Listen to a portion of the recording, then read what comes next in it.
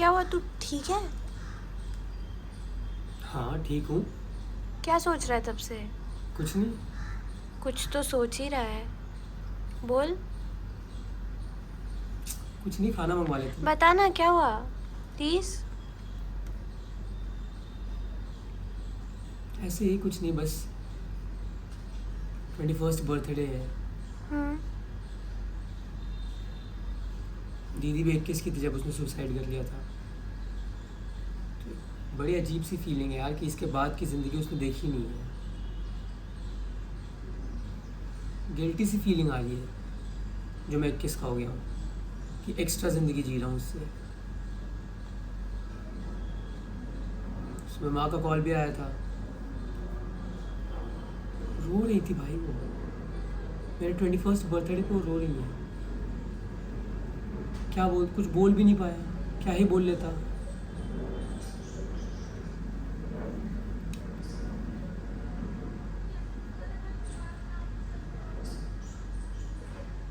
कल रात ऐसी लेटे लेटे ना एक ऐसी मेमोरी फ्लैशबैक आई।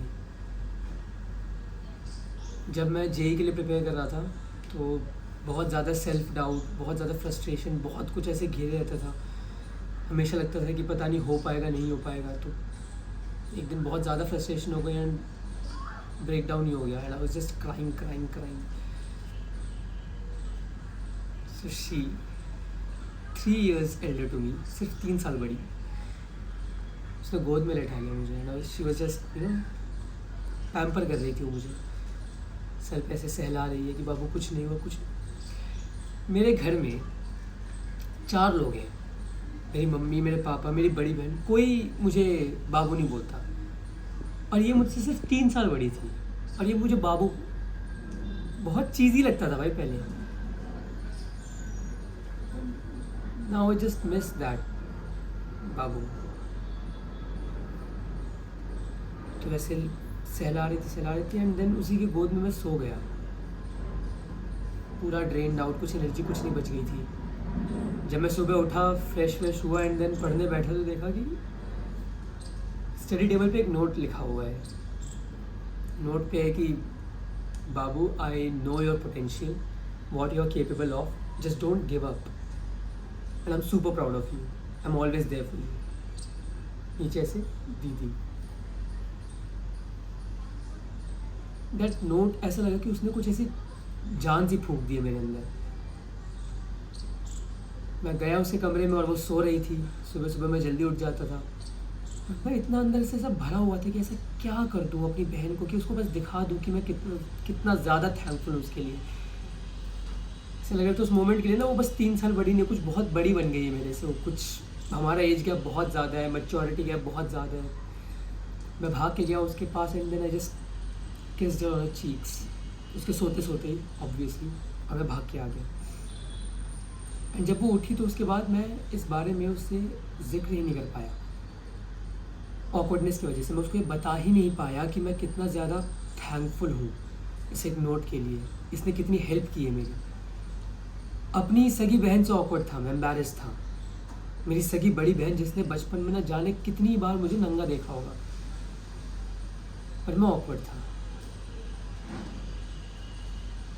2-4 दिन बाद किसी बात पे हमारी बहस हुई, भाई बहनों का झगड़ा। उसने 4 बातें बोल दी तो मैंने भी 8 करके बोल दी। फिर उसने कुछ बोला, बहुत गुस्सा आया। कुछ उस वक्त तो कुछ अलग ही फितूर चढ़ा रहता था मेरे दिमाग पे, अलग ही पागलपन था। पता नहीं किस तरह का इंसान था मैं भाग के गया अपने कमरे में, उसका दिया हुआ नोट निकाला और उसके मुंह पे फाड़ के फेंक दिया। And I was actually super proud of this. I was feeling happy about it कि सामने वाले के पास अब कोई जवाब ही नहीं रह गया। Ego battle I one this. कुछ टाइम बाद मुझे बुरा लग भी गया था इस बात का, पर जिस तरह से मैं थैंकफुल होने का नहीं बता पाया ना, एम्बैरेसमेंट और ऑकवर्डनेस की वजह से, मैं ये भी नहीं बता पाया मैं कितना ज़्यादा सॉरी फील कर रहा हूँ। फिर वो चली गई